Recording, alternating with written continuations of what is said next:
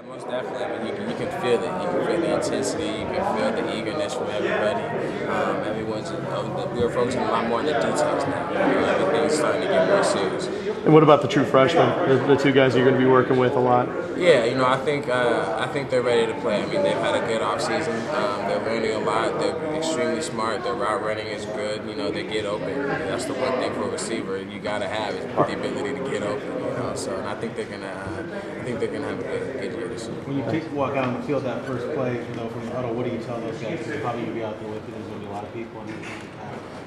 Just be calm, just take it for what it is. They're going to get their opportunities this game, I think. And I think, the main goal is to maximize on those opportunities. Things are going to happen. There's going to be ups and downs in the game. It's the ability to bounce back. That's what makes you a great player, is if you can bounce back from the negatives and do something great on the other side. What did you do with that?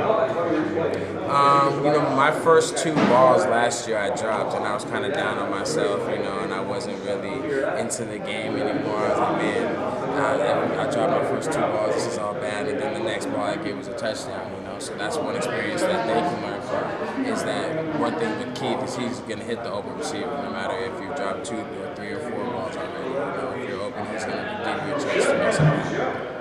Talking about Keith, the difference from last year to this year at this time. He's excelled tremendously. He's had a good offseason working every single day, and I've been right there working with him every single day. So that camaraderie between us two is going to be something that's going to be real good.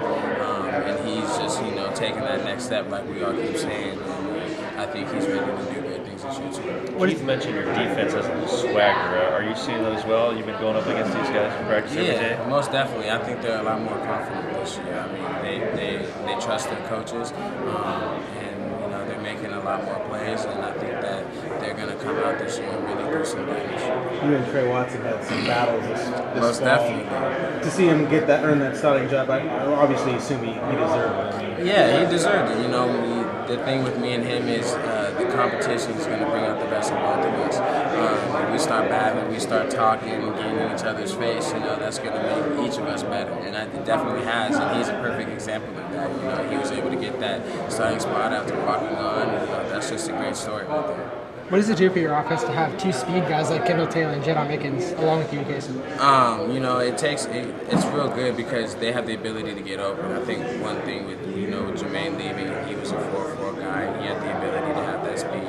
A lot of people say that I don't have that speed. I believe I do. People say I don't, but it's just good for them to expand the field. Having another deep threat and just guys that just run real crisp routes and always make the DBs on the toes. Kasen, with Trey, you kind of think this guy. Yeah, me and Trey had a little history. I worked with him at a 7-on-7 in LSU, or not LSU, but Vegas, and I saw his talents then, so I knew about him and I knew what he was capable of doing. And I think the coaches were starting to see that. And I felt like if I was able to challenge him, then that'd bring out the best of his competition, and the coaches would see how much of a player he actually is. Is it hard not to look back? I'm sorry, what was that? Bothered to thank you yet? Nah. I won't take any of that credit. Is it hard to not look past the San Diego State game and towards LSU? Is it hard? Not really. I've only been paying attention to LSU, my bad. There it goes. San Diego State, like Sark keeps saying, we're taking it 1 week at a time. And that's the one team we're focusing on because, a lot of people were scared last year when we almost lost to Eastern. And that was just going to be a game that we're supposed to handle pretty soundly. We don't want that to happen this year. We want to, do what we're supposed to do, play a great game of football, UW football, and then we can worry about LSU next week. What have you seen on film about Washington, the DB from San Diego State? Have you seen film on her? Say that again? Is it Washington? Leon Washington? Or? Oh, yeah. Okay. Yeah, I was going to say. I was like Washington. Keith's high school. Keith High School. Yeah. He's a good player, a solid player.